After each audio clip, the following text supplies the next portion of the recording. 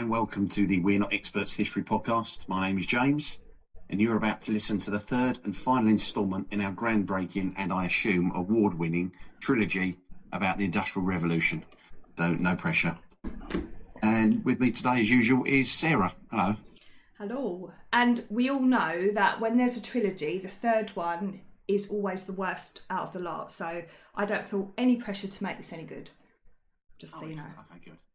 So with that out of the way, no, we could just call it, and just it's too hot to be doing this. I can open my window again. Go for it.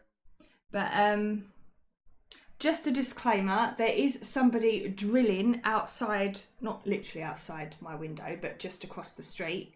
I'm hoping the window will block it out, but if you do hear any weird background sounds, I apologise for that.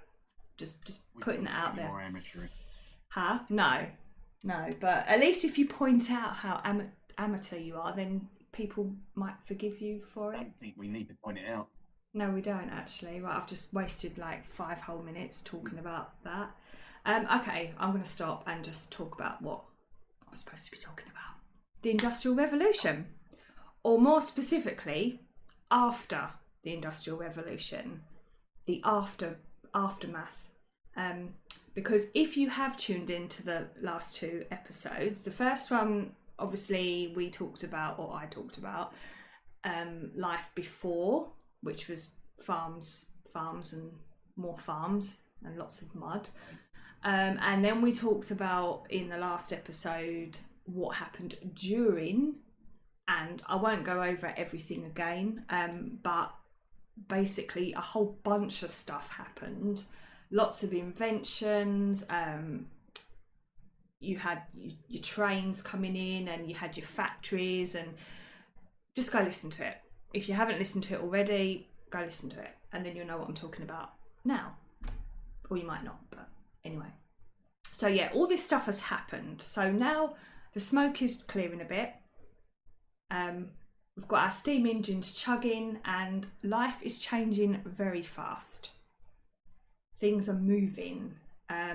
So my aim for this episode is to explore how all these factories and inventions, they didn't just transform the industries, they shook up everyday life. So everyone's feeling this, all these changes. Yeah. Lots and lots of things are happening. So if we look at first social and economic changes, urbanisation is a big one. And following the Industrial Revolution, Britain basically invented the concept of cramming everyone into one place and hoping for the best. And if you look at our previous history with at least 2 devastating plagues and 1 major fire, we know that this isn't the best way forward, but it was unavoidable, because you've got factories popping up everywhere, and all of a sudden people that have always worked in the fields because there was no other option, they're flocking to the towns and cities looking for work. And even your sleepy villages, some of them stay as sleepy villages, and some still are sleepy villages even today, but some were turning it into urban jungles. Like, a lot was happening. Yeah. So they started to throw houses up in a hurry, often with more enthusiasm than plumbing. And Lovely. Yes, and you've got to imagine as well, I mean, you might have a family of 5 living in a 2-bedroomed house, and you think, oh God, there's no room. But back then you had families, entire families, and they were big families. They would squeeze into one room because they needed to get as many people into the space as possible. So it was very noisy, it was very smelly, and it was essentially the birth of modern city life. So welcome to urbanisation, everyone. Oh, how times have changed. Yeah. Building houses quicker. Yeah, now they're doing that, what's it called? The micro apartments. So it's kind of like going backwards now, isn't it? Where, you get a tiny little square of space and you have to try and live in it. I mean, granted, because I've watched a lot of these on YouTube because I find them really fascinating, but you generally only have one person if you did a micro apartment, but not a whole family. But anyway, so these changes, they were seen countrywide, but just a few examples of cities that either sprung up or rapidly expanded thanks to the Industrial Revolution. So you've got Manchester. So that's like the ultimate poster child of the Industrial Revolution. It was once a modest market town. And once the cotton industry kicked off, Manchester just exploded. And it was absolutely crammed with mills and lots of smoke and pigeons, and it just blew up. Not literally blew up, but you know what I mean. You've got Birmingham. That was known as the workshop of the world. So Birmingham was a hot spot for your metal work and your gadgets and things with too many cogs.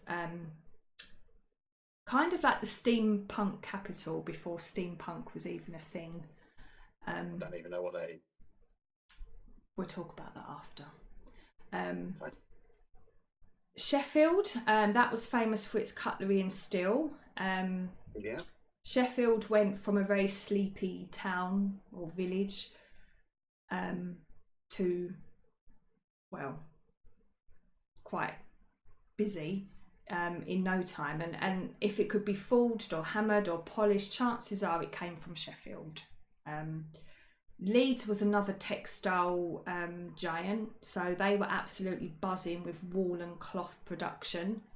So those itchy trousers that your great grandfather wore, they probably came from Leeds. In case you were wondering.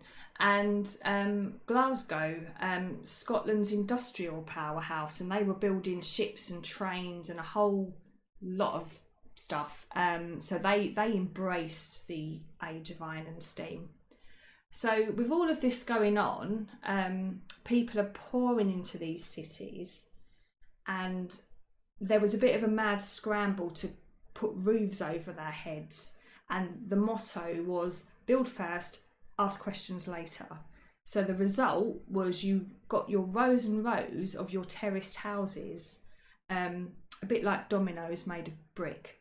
And they were all squashed together with not a lot of space, lots of character, and maybe a shared loo out the back if you were lucky. So they were known as back-to-back houses because they were just in just rows. They were just rows and rows and rows of them. And at best, you could describe them as cosy. You normally had one room downstairs and one upstairs, if you were lucky enough to have one to yourself, and neighbours on either side. So privacy, that was a distant dream. Personal space, forget it, not happening. At least one of us is old enough to remember those in certain areas of East London before they were all torn down and replaced. Yeah, I think I remember seeing them. Yeah, I mean, I don't know if they are very familiar. I can picture them very clearly, but whether it's because I've seen them with my own eyes or because I've seen them on the TV, I'm not actually sure. But yeah, I can visualise what they look like. Yeah. You're a lot from East London. They probably lived in these. Well, yeah, my grandparents, they moved out of East London into Dagenham back in the 50s. And yeah, they would have moved because when they were clearing the areas, my grandparents obviously were moved out into the suburbs. So yeah, it would have been where they would have been living. So another type of housing that the revolution saw a rise to was courtyard housing. So you've got your terraced and then you've got your courtyard housing, and this is where you've got multiple families. They would live around a small shared yard, and I've actually seen, I can't remember where we were, but I've got to think. We went somewhere on holiday. I think it might have been Somerset. and there was a small village just up the road from where we stayed, and it was very very old, and yeah, it even had it had like the courtyard housing, and you could even, and what really fascinated me as well, I don't know how old these houses were, but you could even see what would have been stables, because a lot of people then, that would have been their transport. They would have had a horse or a horse, and so yeah, I found that really interesting. So yeah, I've seen that type of housing. Now, if you were really unlucky or you were very new to town, you might have ended up in the slums. So these were kind of like, yeah, the worst of the worst. They were very overcrowded, very poorly built. Not that anything was well built then. Everything was kind of chucked up, a bit like today. Again, we've come full circle, haven't we? But yeah, the slums, they were, as well as being overcrowded and poorly built, they often lacked basics like fresh air and clean water. So really not comfortable. No, I've read like reports from the time where you might have lived in one of these, but you probably didn't get your own room. It would have been just partitioned off with a bit of rope and a blanket over it, and that was all that was between you and the family next to you. Yeah, no, that is true. And even if you were lucky enough to have a room just for your family, you got to think you've got your whole family. You wouldn't have had any privacy at all, even from your own family. You know, mums, dads, all the kids, all sleeping in. And I think what they would do, they would divide the male and female areas off with, like you've said, like rags or curtains. But imagine not being able to slam your bedroom door when you've got the aunt with your mum or something. You just got to go behind your curtain. Yeah. How are new little slum dwellers made if they're all partitioned off into male and female sections? Say that again. Oh, that, well, how do you make it? That's the thing. It's, yeah, that's probably why kids played out on the streets quite a lot. Yeah. You know, just send them out on the street and get cracking making some new ones. That's probably the only opportunity you had. But yeah, so, you know, I think we're quite blessed now with the way we live. So, talking of housing, you could say that industrial Britain definitely brought people closer together, but maybe a little bit too close, maybe. Yeah. So as well as your houses, so it wasn't just all the chimneys and the cramped houses, you've got your public buildings. And suddenly with all these people, there's a need for this. So you've got your schools, your libraries, and your workhouses, which will be another episode at some point. Thanks for the warning. Yeah. So you can start making your excuses. Yeah, I've been already. I'm washing my hair that day, I can't listen. But yeah, these all suddenly started to spring up. Some were more fun than others. I bet you can guess which ones weren't. Workhouse. Town halls, they popped up. They were very grand and fancy looking places where very serious looking gentlemen could sit around and discuss very serious things, very important things. And I don't know what they were though. And public baths. Yes, probably. Public baths were introduced because let's face it, things were getting a bit smelly. I suppose if these people are running these towns, they want the locals to at least have some sort of cleanliness. Yeah. Well, they don't want to repeat of the plague, do they? Because that weren't good. So anyway. Great. Yeah. So, and of course as well, you've got the rise of the railway stations, and these were like the cathedrals of steam travel. And you've got museums. So museums are now a thing, and where your curious Victorians could gawk at fossils and stuffed animals and things. So yeah, quite a lot changed already, just from from that. Have you Then, been to the Natural History Museum recently? yeah, sorry, I got distracted for a minute because I heard banging, but I think that was, I don't know what that was. I have been to the Natural History. On the other side of the partition. Oh, Yes, yeah. probably. Shut up. Yeah, Trying to have a cold.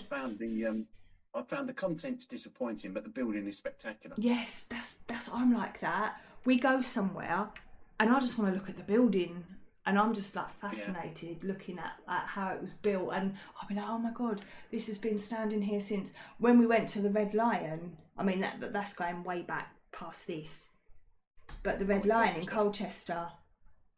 Just the fact it's been sat there for all that time, and a lot of it is original as well.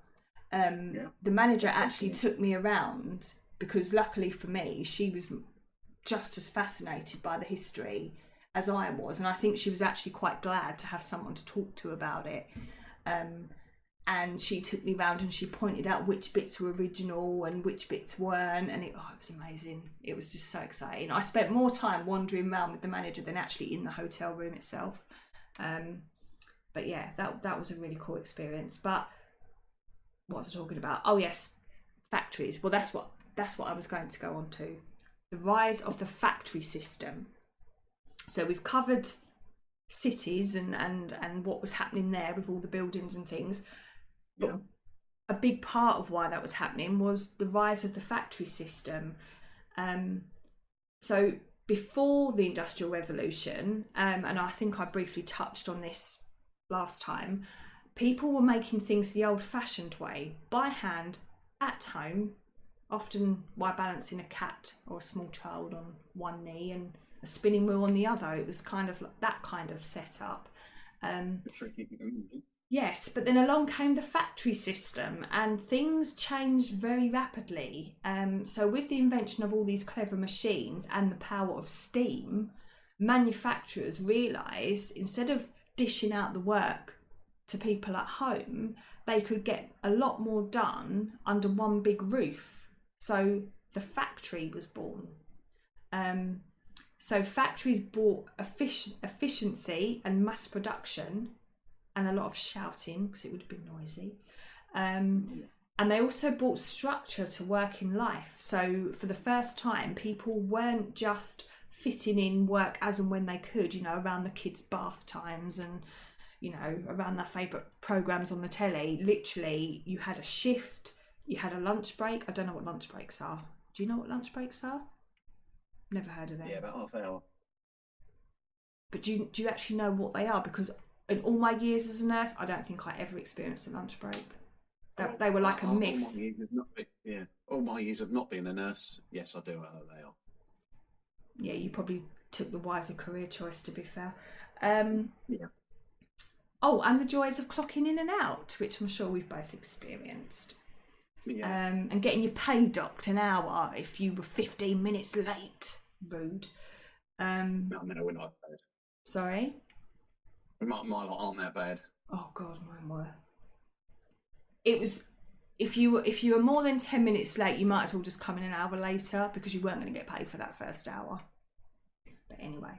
Maybe you can cover that. You maybe should do one on the NHS. Yeah, that would be, but I might leave that out because then it might sound like I'm moaning a bit, which I was, but like you are now. Like I am now, yes. Anyway, going back to factories. To be honest, I probably had it much better where I worked than this, because it wasn't all tea and top hats. These factories, it all sounds great. It sounds marvellous, all these machines.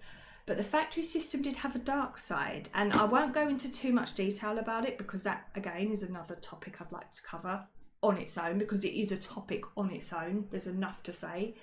But many workers were seriously exploited, especially in the early days. Long hours, low pay, no health and safety did not exist. It wasn't unusual for people to work 12 to 16 hours a day, 6 days a week, in a noisy, dirty, and downright dangerous environment, which kind of sounds like the job I left, thinking about it. Anyway. Did they employ children? Sorry? Did they employ children? They did, and children got the worst of it. They were often hired because... Oh, no, not in the NHS, no. No, the factories did. But the NHS, no, by that point, child labour was kind of frowned upon. But back then, before the NHS, children were often hired because they were small enough to squeeze between the machines. Particularly in the cotton trade, they used to have to get under the machines and clean out all the fluff and all the bits that gathered on the floor. And bearing in mind, these machines had moving parts and no off button. And these poor kids, they worked for pennies, they got very little, if any, education, and they were lucky to make it home with all their fingers. Yeah. So in time, these conditions, they did lead to a wave of social change, including the rise of social unions, workers' rights, and the idea that maybe children shouldn't be operating heavy machinery before breakfast. So every cloud has a silver lining, right? But at the time, it wasn't pleasant. I think also at the time, and for quite a while afterwards, you'd have men and women basically doing very similar jobs, but the women would be paid less. Yeah, and that, to be honest, that took a long time to... Yeah, that was still going 100 years later. Yeah. But I think you'd also, if they were a mother, they were allowed to start an hour later so they could get their kids off to school and feed the husband. Yeah, of course, you've got to feed the husband or he gets grumpy. Yeah. How is Dave? Yeah. So, moving on to another impact which you might not seem obvious, but it is when you think about it: environmental impact. You can't expect to have all of these changes happening without some impact on the environment around you. Air pollution, for one. Free soot included with your oxygen. Factories were burning coal like it was going out of fashion. And cities like Manchester and London, for example, and many others, I'm sure, they were constantly engulfed in a thick, greasy smog. This was often described as a pea soup, or as pea soup. Pea soup, yeah. Yeah. So locals just... To the locals, it was just the weather. It was like, "God, blimey, it's a right piece super out there today." You can imagine. I was going to do a Cockney accent, but I can't do one, so that's not happening. I thought you were already doing that. Yeah, no. When they talk about climate change now and the temperatures, they always talk about it going sort of like, what is it, 1.5 degrees above the pre-industrial average. And I'm assuming that when they say that, they mean pre-industrial age, because it's the Industrial Revolution that probably kicked it all off. Well, yeah, and I'll mention that in a moment. Yeah, you just ruined my whole thing. Rude. No, it's fine. It's fine. It's a very valid point. But where was I? Put me off my stride now. Air pollution. We've got water pollution. Basically, I keep saying basically. I need to not say that. Just punch me in the head when I say that, okay? Actually don't, because yeah. But rivers become the industrial equivalent of a rubbish bin. So you've got your dye works, your tanneries, and your sewage systems, of all things. They just happily dump their waste into the nearest water source. And the Thames at one point was so disgusting it could literally peel paint and possibly your eyebrows if you went close enough. Wow. And again, I'll just briefly mention it because this might be another episode idea. Please phone in if you'd like to hear this one.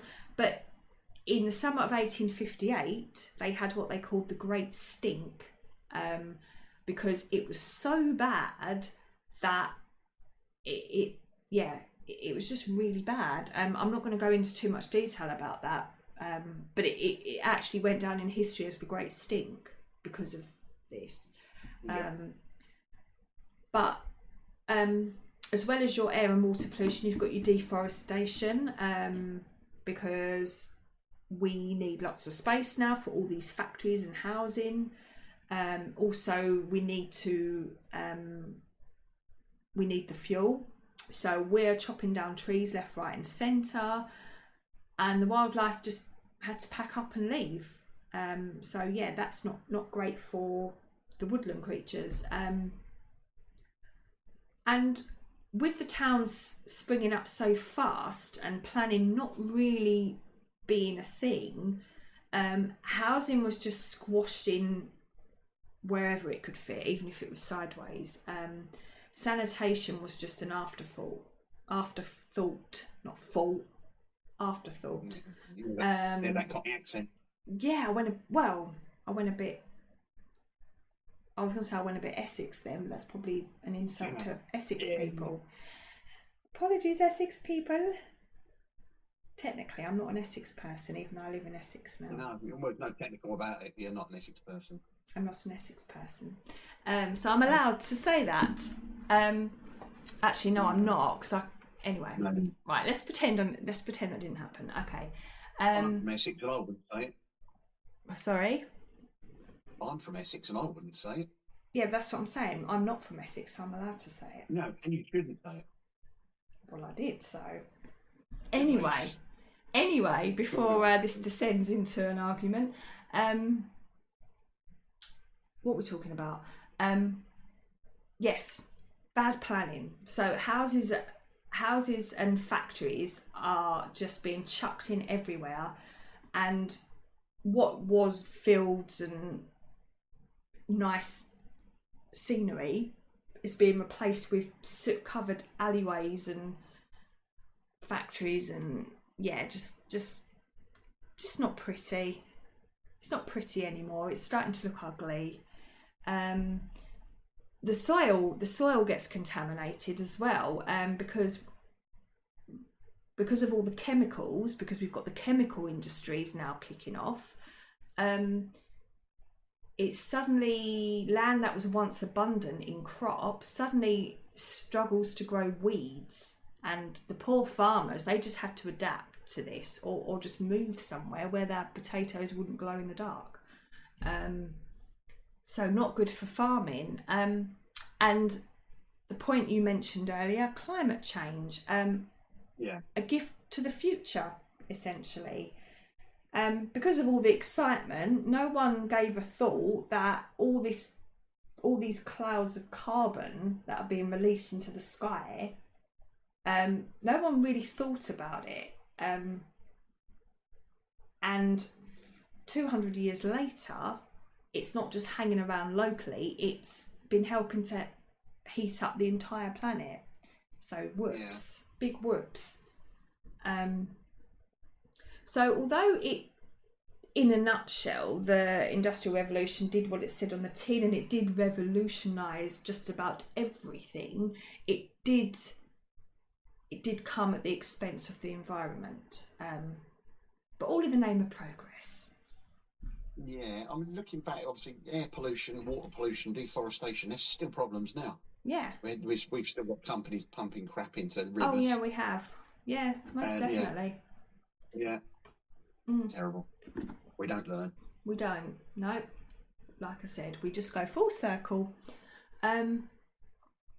So, moving on to just general culture and daily life. So, the revolution didn't just change how things were made, it completely reshaped the rhythm of daily life. Yeah. And this was quite an interesting one for me.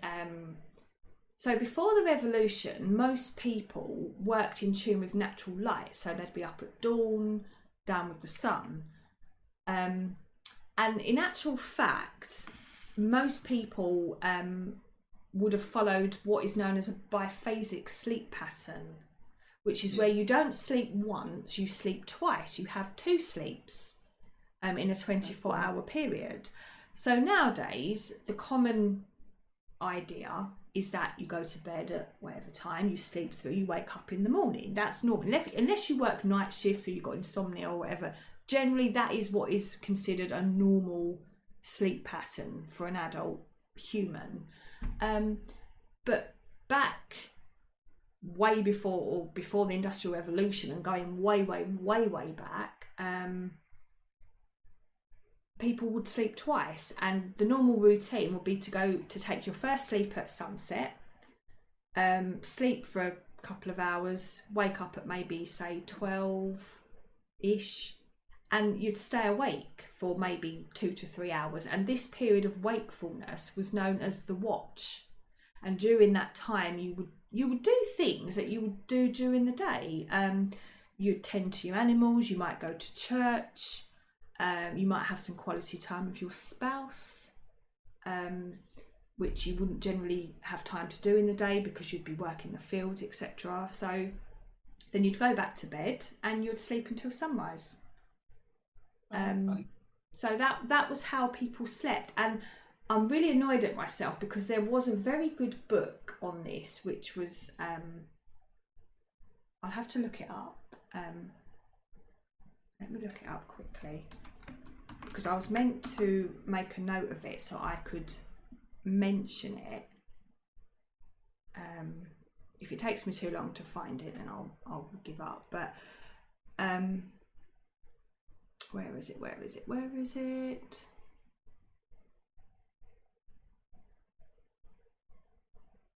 No, I'll have to come back to that. But there is a very good book that was written, and it goes into the whole idea of biphasic sleep in a lot more detail. And I've completely forgotten the author and the title of the book because I'm useless. No, I'll have to come back to that. Anyway. I thought you were waiting for me to argue. I wasn't going to. What's that? About you being useless. Oh, no, I wasn't expecting it. An argument from you. No, good. No, I know you too well. We have met. So when factories arrived, the mechanical clock became the boss. And people now rose not with the birds, but with a 5 a.m. factory bell. And the workday ended when your legs did, or when your boss said it was okay and you could go home. Wow. So as I mentioned previously, factory work involved very long, very repetitive shifts, often 12 to 16 hours, 6 days a week. Sundays were still sacred. Weekends still didn't exist, not yet. And the day became a very strict cycle of work, eat, collapse, repeat. A bit like now. And the idea of fun was postponed until either you retired or maybe the next public hanging or something. But generally, it was a very repetitive cycle. I'm just wondering, if people listen to this in years to come, we might have to explain what retirement was. Yeah, because they won't know, will they? No, won't be such a thing. No. Work till you die. No, exactly. Oh, they can look it up. I came full circle. Meal times became a lot more rigid and rushed. So because now they're working to the clock, so they can't be having their leisurely lunches in the fields. You'd have your bread and tea in a noisy canteen, or maybe some cold potatoes at your workstation if you couldn't get away. Dinner was usually late, after dark, and with cities being so crowded and noisy, sleep was more of a suggestion than a guarantee. So it's no small wonder that over time our sleep cycle become compressed, because we're trying to fit our hours of sleep into a smaller or a shorter amount of time. So eventually the biphasic sleep pattern, it just phased out.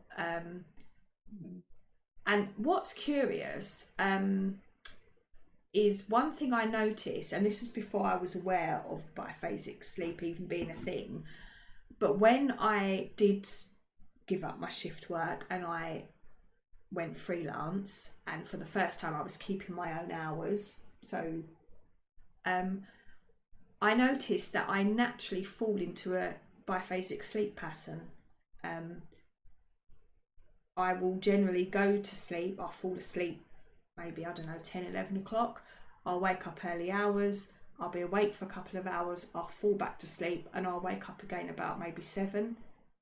And I thought I was I thought I was having disturbed sleep, and I thought, oh, there's something wrong here.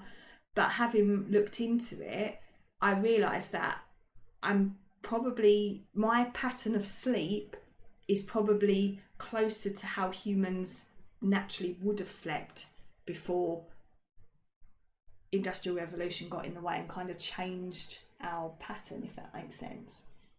Yeah, that's odd, because I felt like sleeping for the last 35 minutes.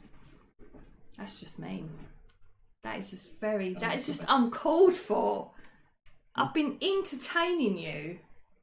I saw my opportunity and I took it. Yeah, I know.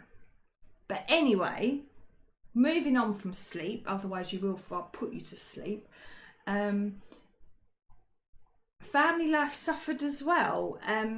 With parents and children working different shifts, families become more like ships in the night rather than a family unit. So yeah, a lot of change. So I mean, I'm not saying that the life before was better or easy, because it wouldn't have been, but you kind of get a sense of the flexible rural lifestyle that people would have had. It has been replaced by this very kind of regimented clock watching, shift working system, and it would have been very different to what people were used to. Huge changes. Yeah, it's hard toil in the fields for pennies, for hard toil in a factory for pennies. Yeah, without the fresh air. Yeah. So, as well as that's moving on to something a little bit more cheerful. Consumer goods. This is where our shopping addiction was born. Before the revolution, buying a shirt or a pair of shoes meant waiting for a local craftsperson to make it. You couldn't just kind of go on Amazon or pop to Tesco or wherever. You had to find a local craftsperson, ask them to make it by hand, and probably remortgage your goat to pay for it, because it wouldn't have been cheap. But now, thanks to these mechanised factories, things like clothes and shoes and textiles, they could be churned out in bulk for the first time, and this made them much cheaper and more accessible. Yeah. So suddenly even working classes could afford to own more than one pair of trousers, which was luxury, absolute luxury to them. It wasn't just clothes. Factories were producing furniture, crockery, soap, candles, other household items on a scale never seen. So this is how we started to get into the whole thing of knickknacks, because I imagine you probably have, but when you go to a museum and they'll have a staged house from, I don't know, 17 whatever, and it always looks so empty. Like there'll just be like a simple little bed and a table and that's it. There's no stuff, there's no clutter, it's just empty. But this was all changing. Like a bad thing. Sorry? You make that sound like a bad thing. No, I'm not. That's what I'm saying. What I'm saying is now we're addicted to clutter, to stuff, and this is how it was born. No, I'm not actually. I'm very minimalist. But as a nation, we like stuff, and this is where it came from. And even things like for kids, like sweets and toys, and you could get your penny sweets and tin toys and all of these little things. So it wasn't just the posh kids now that had playthings. Your everyday working class could have things. With railways, goods are travelling further and faster than ever before. So even if you lived way out in the sticks, you could actually get hold of fancy urban items that you couldn't have dreamed of before. Unless you were willing to take a very long trip into town. And we've also got products from across the empire. In the country. Sorry? If you lived in a country, as I was saying, if you lived in a country, you could get your goods to London, especially if you're growing them, you could get them to London that day while they were still fresh Yeah, and make a exactly. profit. Yeah, definitely. No, and that would have been huge. So what was I saying? You've also got goods coming from other countries, not just from the UK. Your spices and your teas and things, they're all coming in from across the continent. And a bit like today, though, what's funny is that cheap wasn't always cheerful. Some goods did fall apart after like a week, if that, and dyes were toxic because health and safety wasn't a thing. And you've got a lot of imitation goods even back then, including, which is quite disturbing, but including in food. So you could buy more of it because it was imitation, but you might regret it halfway through chewing it, because it wouldn't be what you thought. I'm thinking of bread made with brick dust. Yeah, a lot of that during the black, jumping forward a little bit, but the black market during rationing, I think there was a lot of that, wasn't there? Now, bread wasn't rationed. No, not bread as such, but on the black market, they would have. Tea made from acorns. Yeah, they would have been replacing things with things and selling it on the black market, as if it was. But anyway, that's a whole other subject. So yes, the Industrial Revolution was a game changer for consumers, but it did turn us into a nation of shopaholics, which is probably not a good thing. Maybe it is for some, but anyway. So talking of shopping, a leisure activity, leisure and entertainment in general, it took time, but after many laws and reforms, which I'll come to, once people realised they didn't have to spend every waking hour working, they started to discover that fun could be scheduled. Now, this wasn't straight away, as I will explain towards the end, because I left the boring bit for the end. Blimey. Yeah, I know. So you still got that to look forward to. But because initially, like I said, when this first all took off, people were being exploited. They were working all hours that God sent, and anyway.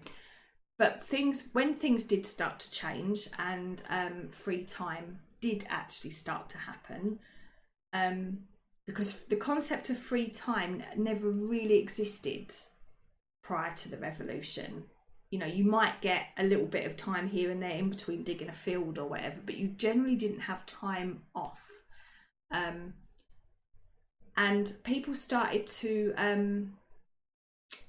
people have always been able to have fun, even when you go back before the revolution, be it through drinking, dancing, kicking a pig's bladder around a field. But with factory work, introducing structured shifts, and eventually the weekend came into existence, people had time off, actual time off, like scheduled time off for the first time. So even working classes could enjoy a day out where they didn't have any obligation to work because it was their day off. So it was a completely new concept. And organised sport became a thing. So your football, cricket, rugby, those things had already existed, as you would know, but they started to form proper clubs and leagues now. And the railways made it easier for people to travel to matches. So you'd actually be able to go and watch your favourite team if they were playing somewhere else and cheer them on. And of course, we mustn't forget the Great British Seaside Holiday. Coastal towns like Blackpool, Brighton, Scarborough, they boomed with like piers and your Is it promenades? I was going to say promenades. Promenades. Is it promenade? I was right the first time. I thought promenades in my head, and I thought it came out as promenades. Yeah. Promenade sounds like a fizzy fruit drink. Yeah, it does actually. Like lemonade, but with proms in it. I don't know what proms are. It's made that up. Yeah. So for the first time, the working classes actually could catch a break. Catch a break? What's that mean? Have a break. How old are you? Catch a break. Have you never heard that term, catch a break? Is that an Americanism? Probably. No. You've got to remember, I have a lot of American friends, okay? And I do pick these things up. You should be teaching them. They'll never learn otherwise. No, probably not. But at least they can understand what I'm saying if I get down with the Americans, you know? Anyway, people have got a little bit more disposable income for the first time. And when I say people, I'm talking about your working classes. Obviously, the rich always had disposable income, but the working classes didn't. You barely would have enough money to eat sometimes. But finally, there's more disposable income. So entertainment venues are multiplied. So music halls, they were like your Netflix of the Victorian era. So they were very cheap, popular, sometimes a bit rude. You could also watch a play, a circus, or a travelling show for as little as a few pennies. And with people, it became more common for people to be literate. So people began to read for fun. So you got your penny dreadfuls and your novels, newspapers, magazines. That kept people entertained. Bearing in mind, this is all happening over quite a long period of time. This isn't happening in a matter of weeks. It's all just, you know. They evolve. Yes. So, although obviously the revolutions had its more not so good points, you know, pollution and exploitation and all of these things, it did help to create the concept of leisure time, particularly for the working classes. So that was a game changer, because can you imagine if that concept didn't exist now, and things like annual leave and just didn't happen? Like, it would be no, we wouldn't. We'd be at work right now, slaving our guts out. So yeah, a good thing. Now, another thing that happened that was quite important was the rise of the middle class. Now, before the revolution, society was pretty much split in two almost. You had your wealthy, rich landowners on one side, and you had the working poor, and very little in between. Yeah. There would have been, I'm being very black and white here, there would have been in between, but when you kind of looked at the country as a whole, you had your rich and your poor. The rich and poor divide was very, very clear. The haves and have-nots. Sorry? The haves and have-nots. Exactly. But as industry boomed, a whole new breed of people started to pop up. So your factory owners, your merchants, your bankers, your engineers, and your professionals. So these, they weren't titled, but they were self-made wealthy people. And with the new money, did you just say new money? I did, yeah. Yeah. So yeah, you're exactly right. And with new money came new lifestyles. So the middle classes, they moved into, you see those very neat looking Victorian terraced houses, and I mean, a lot of them now are converted into flats, but a middle class family probably would have had a whole house to themselves. And I tell you what, they are absolutely gorgeous. My husband's uncle, he had a flat in Leigh-on-Sea, and it was a converted Victorian house, and it was only just a one floor, flat is one floor, isn't it? I absolutely loved it. It had the big high ceilings, it had fireplaces in every room. It was an absolute bugger to heat, from what he told me, but absolutely gorgeous. So these would have been the types of houses that these middle class families would have lived in. So it wasn't the big manor houses. I can beat that. I know someone who's his father and I think grandmother lived in one of those houses, and they had the house to themselves. And the rooms were huge, high ceilings, gorgeous plaster work on the ceilings around the light fitting, spectacular. Do you know what? I mean, my memory is vague and I'd have to ask my parents, but I'm very sure that the first house, when we moved to Essex, I'm sure the first house we lived in was a Victorian house. And obviously, as a child, I didn't appreciate it at all. But thinking about it, I kind of vaguely remember it being Victorian style. But yeah, I'd have to ask. And I remember we had an absolutely huge back garden. It was like over 120 feet. It was massive. Where was this? In Grays. Grays, oh. Yeah. But what I'll have to do, I'll have to ask my parents if because when I look back and I see old photos of the street, they do look like Victorian builds, but you know. And I remember saying to my husband, I would really appreciate living somewhere like that now. But back when you were a kid, it's just the house you. I mean, I didn't fully grow up there. We ended up moving again, but I probably spent not the first, but I spent a good few years of my life in that house. We moved again when I was 10 or 11, I think. But anyway, but yeah, and that was nice. But anyway, no, you don't. I've completely digressed. But so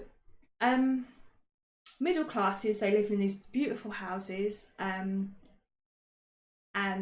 they were the ones who had, you know, all their lace curtains and porcelain figurines, and they even had parlours, so the rooms that nobody went in unless you had a guest.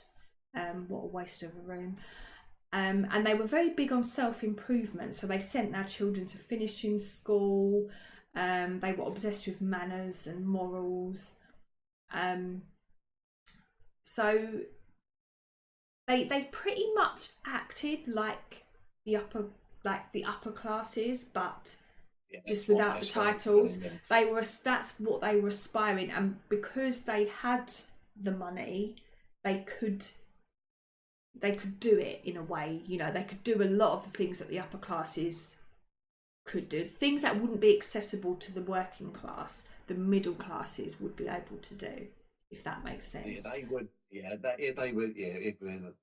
I want to say mimic. They try to mimic it, but yes, I think what makes them stand out quite a lot is that you tend to find us working classes and the proper upper classes have a lot of the same standards. Yes. About their family and things like that, whereas the middle class, all they were looking at was being seen as upper class. Yes, that's true. They didn't kind of, no, I know what you mean. Yeah. So this is the more boring bit, if you're still awake. We had a lot of reform happening during or following the revolution. So following the initial boom, there was a lot of reform. So society essentially got a makeover, and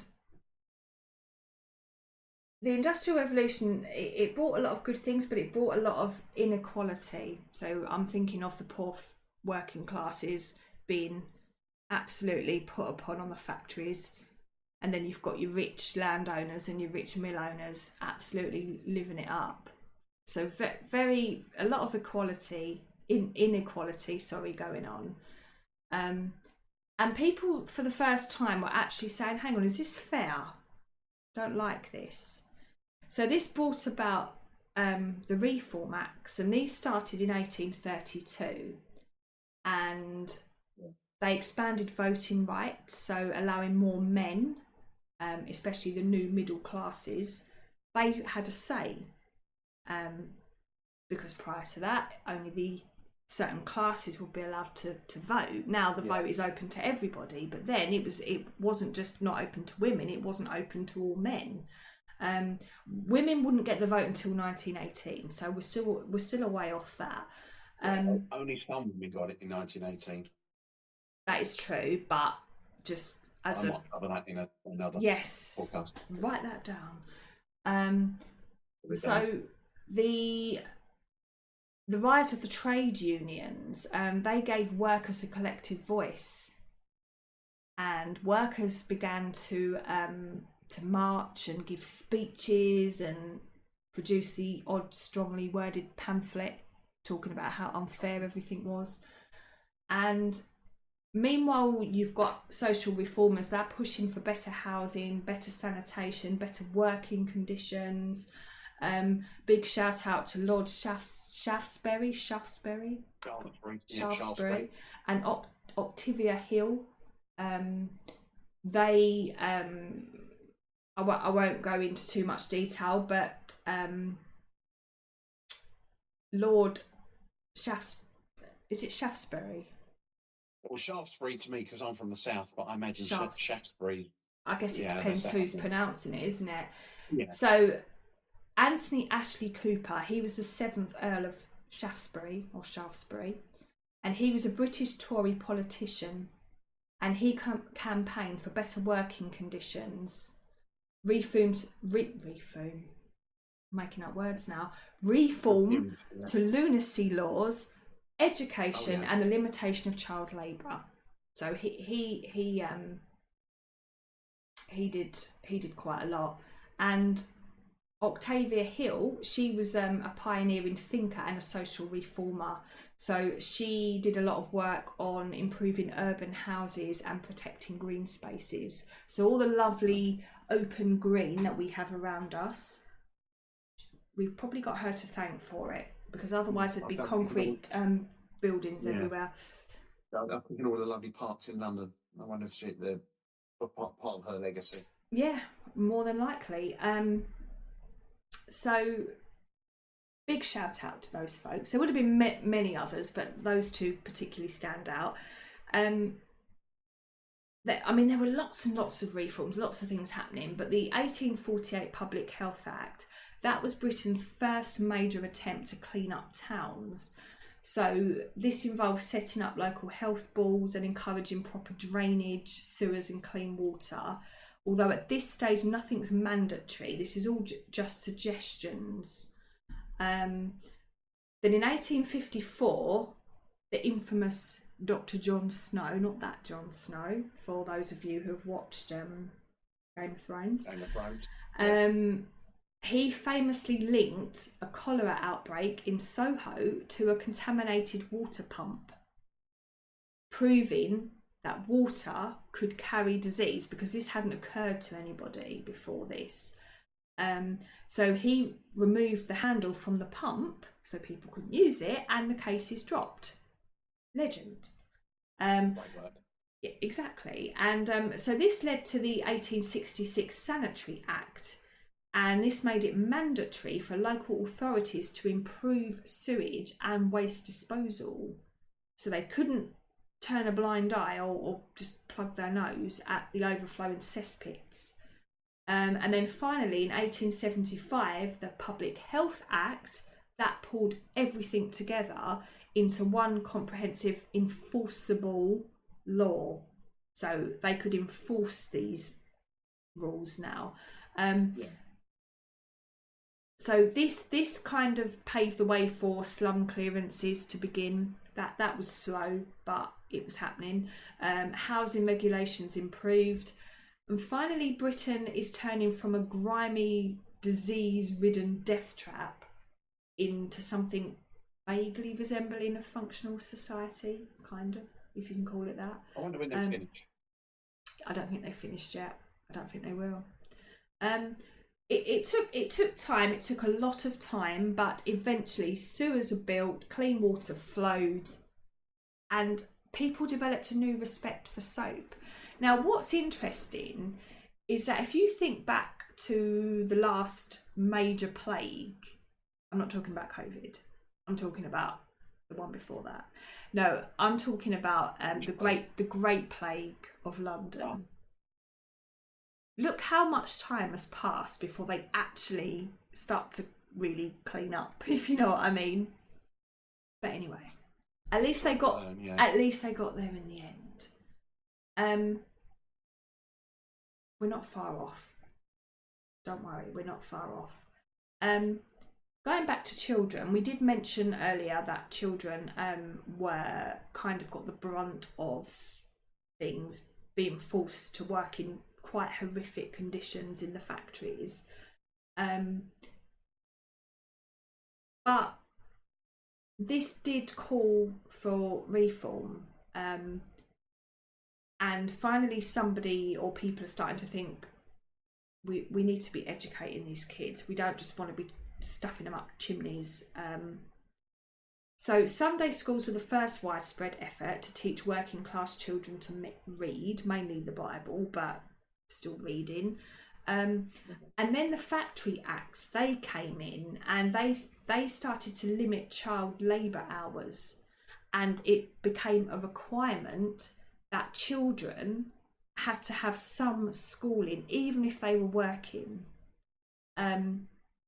And then by 1870, the Elementary Education Act made school available for all children between the ages of 5 and 13.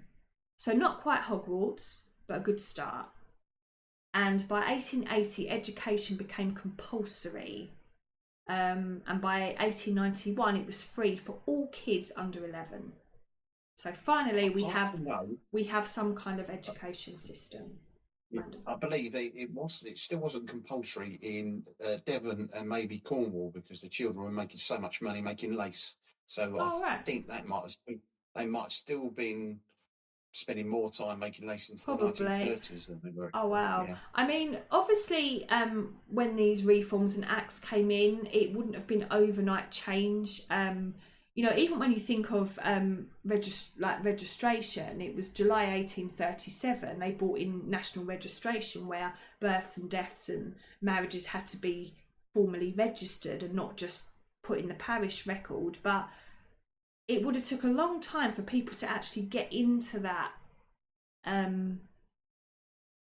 kind of notion of registering. And I mean, and I've often found when I've been researching family members or even for other people, and if you've got someone that was kind of born on the cusp, like if somebody was born in like 37 or 38 or even 39, 40, you won't find a registration. You'll find a baptism and you'll find them on the census, so you know they existed, but you won't find a registration.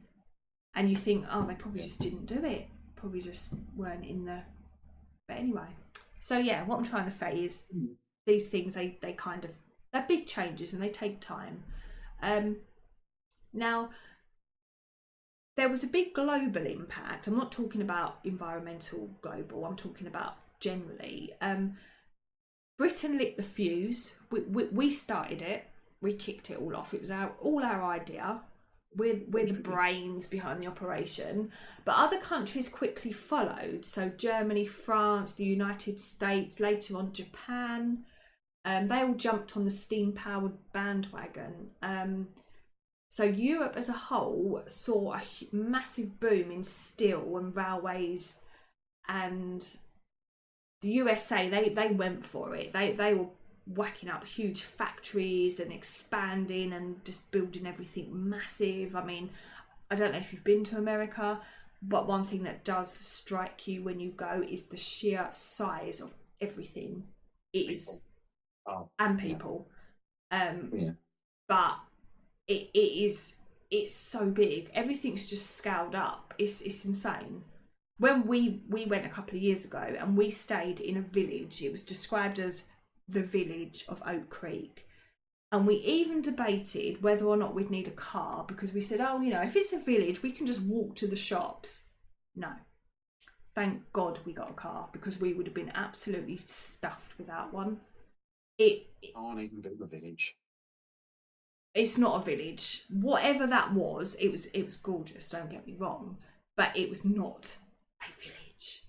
It was just all spread out. Everything was just so spread out. It was very nice. It was very open. You felt very, but yeah, you definitely needed a car. anyway, that was besides the point.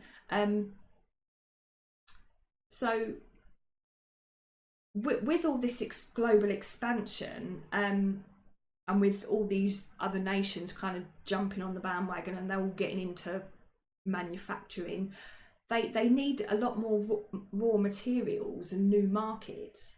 So in no time, we're exporting cotton from India, for example, sugar from the Caribbean, tea from everywhere else. We've now got plenty of steamships and railways to move everything and everyone around. So the increase in global trade is absolutely huge. And the not so fun part is that all this industrial power did go to people's heads a little bit, and empires, particularly the British Empire, did become a bit greedy. And one of the topics we did recently, you kind of touched on this subject. The European powers, they pretty much carved up Africa and Asia. They called it civilization, but really they just wanted their resources and markets. And colonised countries like India and China, they were stripped of their raw materials and just turned into producers of cheap goods, with all the profits flowing back to Europe. So we've gone from exploiting our own children in factories to exploiting other nations. So lovely lot, aren't we? Past tense, I think, might be, yeah. I'm not taking the blame for something that happened 200 years ago. No. But it was your ancestors. So you should be responsible. No. You should be held responsible for your ancestors, because their DNA is in you. All right? So essentially, it's your fault. End of. Well, bear in mind, we're all related, so everyone should be taking the blame then. But then when I've done my family tree, none of mine were involved in any of that. Were they not? I'm sure they were. No. They just didn't tell you about it. Well, unless they left one little town. One of them would have snuck out. Pretty sure of that. I've not seen the money then. No. So talking about Britain exploiting other countries. No, I'm lost. I forgot what I was talking about. Exploitation. I'm exploiting myself now because I don't know what I'm talking about. Factories needing cheap labour. That's what I was going to talk about. So you've got your factories needing cheap labour. You've got your mines needing strong backs. Your plantations needing workers. Millions were moved to industrial centres or transported as indentured labourers or worse. We won't go into that. Yeah. Working class conditions were very grim worldwide, with long hours, low pay, and a very high risk of death by machinery.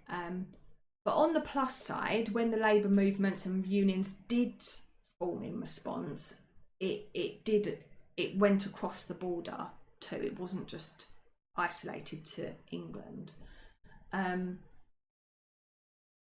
we've already talked about deforestation and polluted rivers and skies. This wasn't just a British problem, it went global. So it did reshape the world, but maybe not entirely in a good way.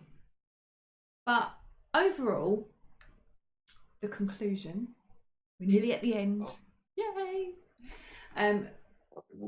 The Industrial Revolution was a turning point, and it transformed Britain into the world's first, so we did it first, the world's first industrial superpower, boosting the economy, expanding its cities, and creating a whole new class of people, the middle class. But the rapid progress did come at a cost. So pollution, poor working conditions, and widening inequality. And not to mention the exploitation and disruption in colonised countries abroad. Yeah. Swings and roundabouts. But yeah, it did very much uproot the traditional ways of life. But in short, it reshaped everything. It reshaped how people worked and lived, but not just that, how the entire world functioned. And it left a legacy that is still shaping our modern age. So it was huge. It was big. And that was a very long chat. So, and I'm well done for listening to that, because that I did go on a bit. I apologise. Yeah, I've said it many times.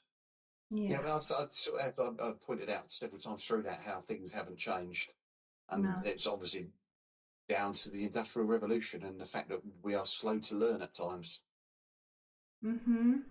We are, and it makes a good award-winning podcast. That was. I should definitely get at least one award for that. Maybe two. Do they do podcasts at the Oscars, or is that just movies? No, I think they do podcasts now, particularly podcasts that put people to sleep. You get awards for that, so I'll definitely nominate myself for that one. Ready. Yeah, get your speech ready. I will. Sleep-inducing speech. Yeah. Yes, I've finished. I can open my window in a minute because it's too freaking hot. Yeah, that's exactly what I'll be doing. But anyway, I'll let you do the round off thing, because that's you. Yeah, go on, you do that. Yeah. Thank you for putting up with another one of our episodes from the We're Not Experts History podcast. If you're still awake. We really are not experts. We're just two people with too much time on their hands. If you enjoyed our podcast, please leave us a nice rating or positive review on whichever platform you use. You can also find us on Instagram by searching for We're Not Experts Podcast, where you will find a link to our webpage, wnehpodcast.wixsite.com/amateurs.